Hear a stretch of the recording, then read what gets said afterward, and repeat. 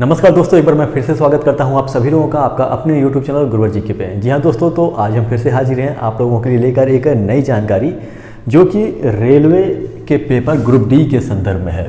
जैसा कि आप लोग जानते हैं कि अभी कुछ दिन पहले ही रेलवे भर्ती बोर्ड ने एक नोटिफिकेशन जारी किया था जिसमें उन्होंने फर्स्ट फेज के एग्ज़ाम के बारे में बात किया था, यानी कि ग्रुप डी के फर्स्ट फेज के एग्ज़ाम के बारे में उन्होंने बात किया था।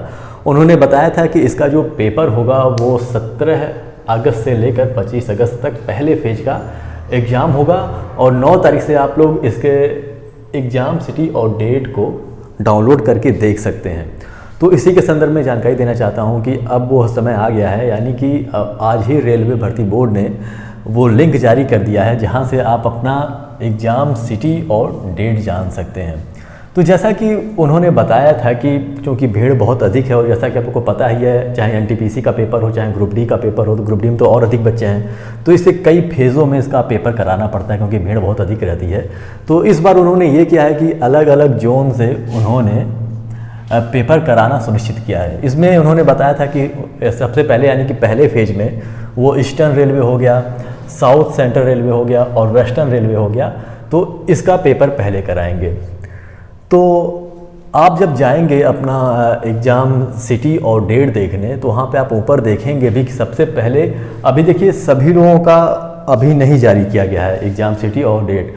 अब ये पहले फेज में जिनका है केवल उन्हीं का जारी किया गया है। तो ऐसे लोगों को पैनिक नहीं होना है, थोड़ा सा इंतज़ार करिए, जब अगला फेज आएगा तो आपका भी एग्ज़ाम सिटी और डेट पता चल जाएगा। अभी मैं बता दूं तो अभी तो ईस्टर्न रेलवे में हाजीपुर और उसके बाद साउथ सेंट्रल रेलवे में सिकंदराबाद और वेस्टर्न रेलवे में मुंबई, इन्हीं तीनों स्थानों का अभी मतलब जो फॉर्म इन जगहों से भरे हैं जो अभ्यर्थी, केवल उन्हीं का ही एग्ज़ाम सिटी और डेट पता चल पाएगा।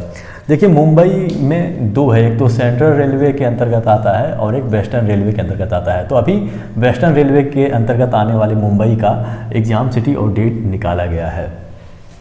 आप जाके देख सकते हैं, जैसा कि चलिए मैं ले चलता हूँ आपको लिंक पे कि कैसे आप देख सकते हैं उस चीज़ को। बहुत आसान है, उसमें बहुत सारी चीज़ें आप लोग को डालने की आवश्यकता नहीं है।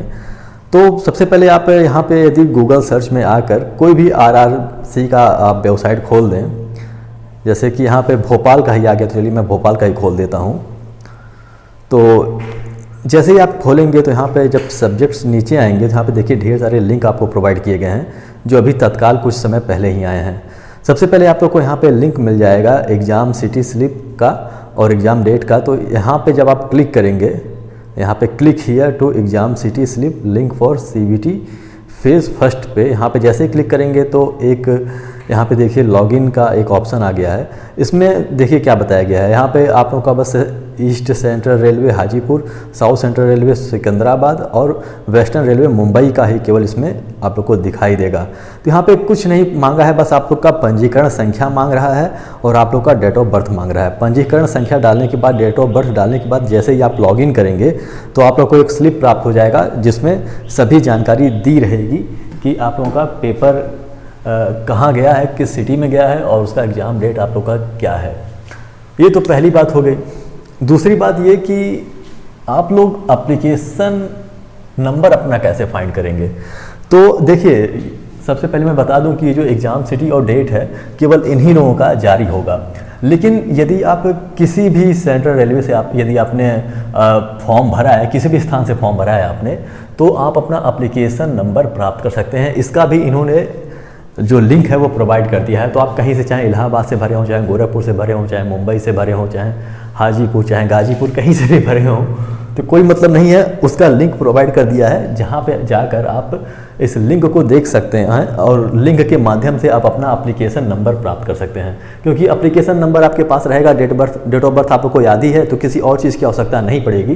क्योंकि इसका जो एग्ज़ाम सिटी और डेट जानने के लिए या फिर आगे भी आप लोग का जो आप लोग का एडमिट कार्ड होगा उसे जारी करने के लिए बस दो ही चीज़ चाहिए, एक तो आप लोग का एप्लीकेशन नंबर और दूसरा आप लोग का डेट ऑफ बर्थ।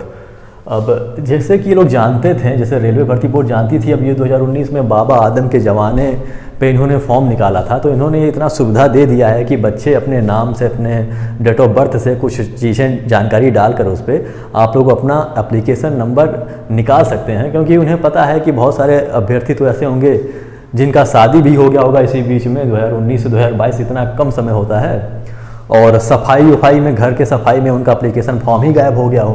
तो इसीलिए ये रेलवे भर्ती बोर्ड ने इतनी सुविधा दे दी है। तो चलिए आइए देखते हैं कि आप उसे कैसे जान सकते हैं। स्क्रीन पर आप देखेंगे जैसे ही, तो आप कोई भी रेलवे रिक्रूटमेंट बोर्ड की आप कोई वेबसाइट खोलेंगे, जैसे यहाँ पे भोपाल ही खुला हुआ है तो भोपाल का ही खोल लेते हैं हम लोग। इस पे जाके जब आप इसके वेबसाइट पे ओपन करेंगे आरआरबी के, तो और जब नीचे आएंगे तो यहाँ पे देखिए click here to mock test, यहाँ पे मॉक टेस्ट के लिए भी है, तो यदि आप देना चाहें तो आप जाके देख सकते हैं। और फिर जब नीचे आएंगे तो यहाँ पे बताया गया है कि click here for application forget registration number link for CBT. यहाँ पे जब आप क्लिक करेंगे तो इस प्रकार का आपका एक पेज खुल के आएगा, जिसमें सबसे पहले आप लोग का रेलवे नेम पूछेगा, यानी कि आपने यहाँ से फॉर्म भरा है। यहाँ पे देखिए, जैसे देखिए central railway Mumbai, east central railway Hajipur, यहाँ पे सभी मिल जाएगा। जैसे यहाँ पे नॉर्थ सेंट्रल रेलवे इलाहाबाद भी है, नॉर्थ ईस्टर्न रेलवे गोरखपुर है, इसमें सभी रेलवे बोर्ड के इसमें आप लोग के नाम मिल जाएंगे। तो जहाँ से आपने फॉर्म भरा है उसे क्लिक करके पीछे आ जाना है। जब आप क्लिक करेंगे तो फिर से ये पेज खुल जाएगा, और उसके बाद दूसरे नंबर पे आप लोगों को अपना नाम लिखना होगा, फिर डेट ऑफ बर्थ डालना होगा, और फिर यदि आपका ईमेल आईडी है या फिर मोबाइल नंबर है या फिर आधार कार्ड नंबर है, इन तीनों में से कोई भी आपको पता है तो इस वाले बॉक्स में डालकर और सिक्योरिटी कोड डालकर जैसे ही आप सबमिट करेंगे वैसे ही नीचे आपका केवल एप्लीकेशन नंबर लिख के चला आएगा। तो इस प्रकार से आप एप्लीकेशन नंबर अपना जान सकते हैं। यदि आपका एप्लीकेशन नंबर खो गया है तो एप्लीकेशन नंबर कोई भी निकाल सकता है, किसी भी रेलवे से यदि उसने फॉर्म भरा है तो आराम से निकाल सकता है। फर्स्ट फेज यहाँ पे 17/8/2022 लेके 25/8/2022 तक चलेगा, यानी कि लगभग यदि इसके बीच में गैप ना किया गया हो तो कम से कम 9 दिन आप लोगों का पेपर चलने वाला है। तो सबसे बड़ी बात है कि कब तक लगभग सब पेपर कब तक समाप्त हो जाएंगे। तो मुझे जहाँ तक लगता है कि टोटल जो फेजेस होंगी, मुझे लगता है कि वो 5 से 7 हो सकते हैं। यदि इस आधार पे देखा जाए कि पहला फेज यहाँ से यहाँ तक ख़त्म किया गया है, 9 दिन में ख़त्म हो रहा है, और इसमें 3 रेलवेज़ के पेपर कराए जाएंगे, तो कुल रेलवेज़ की बात करूँ, सेंटर्स की बात करूँ तो यहाँ पे 17 मौजूद है। और 17 को अगर हम 3 से भाग देते हैं तो लगभग 3 × 5 = 15 और 2 और बच जाते हैं। तो अगर ये केवल 3-3 का ही अगर बना के चलें, यानी कि 3-3 ग्रुप में पेपर कराएं, तो लगभग 5 ग्रुप का समाप्त हो जाएगा। फिर जो 2 ग्रुप बचेगा उसके लिए इन लोग को छठा फेज भी कराना पड़ सकता है, छठा फेज कराना पड़ेगा। यानी कि और यदि ये हो सकता है कि जब उत्तर भारत में आए तो हो सकता है कि संख्या और अधिक हो, तो हो सकता है कि ये फिर ये 3-3 न करा के हो सकता है कि 2 ही कराएं। तो यदि 2 कराएंगे तो ये लगभग 6 से 7 हो सकता है या फिर 8 हो सकता है। मतलब ये मान के चलिए कि इन लोग का जो पेपर होगा वो 5 से लेकर 8 फेज में हो सकता है, इससे कम नहीं होगा। ये 6, 7, 8 हो सकता है। मुझे लगता है कि 5 में तो कराना मुश्किल ही है, तो कम से कम 7 से 8 फेज ये लोग लेंगे ही इस पेपर को कराने के लिए। तो इंतज़ार करिए कि अब अगले नोटिफिकेशन का कि आप लोगों का कब आता है। और फिलहाल मुझे लगता है कि कोई नोटिफिकेशन शायद ही जारी किया जाए, और अब जो लिंक प्रोवाइड किया गया है उसी में वो लोग बदलाव करेंगे जैसे जैसे पेपर हो जाएगा। और आप लोग का टर्म जब आएगा तो आप लोग उसे अपना देख सकते हैं, एग्ज़ाम सिटी और एग्ज़ाम डेट। तो लगातार बने रहना इस समय ज़रूरी है। तो अब यदि सोए हुए थे इतने सालों से, और इतने सालों से कोई भी सो जाएगा, अगर मतलब कोई ऐसा बंदा है जो 2019 से तैयारी कर रहा है ग्रुप डी का, तो काफ़ी महान वो बंदा है, क्योंकि इतने समय में भाई तैयारी कर पाना इतने समय तक ये एक मुश्किल काम है। तो यदि आप सो रहे हैं तो अब जगने का समय आ गया है, जगिए और थोड़ा सा सक्रिय हो जाइए। ग्रुप डी के एग्ज़ाम्स के बारे में थोड़ा सा जानकारी हासिल करिए, सारी चीज़ें अपना इकट्ठा करना शुरू कर दीजिए, और ताकि जब आप लोगों का पेपर आए तो कोई ज़्यादा समस्या ना हो आप लोगों को। तो आशा करता हूँ आज की वीडियो आप लोगों को पसंद आया होगा और वीडियो अच्छा भी लगा होगा। यदि वीडियो अच्छा लगा तो इसे लाइक कर दीजिएगा, हमारे चैनल को सब्सक्राइब कर दीजिएगा और बेल आइकन भी प्रेस कर दीजिएगा, ताकि जब हम नई वीडियो लेकर आएँ तो उसकी जानकारी आपको हो सके। तो हमारे साथ बने रहने के लिए बहुत बहुत धन्यवाद। मिलते हैं अपने अगले वीडियो में।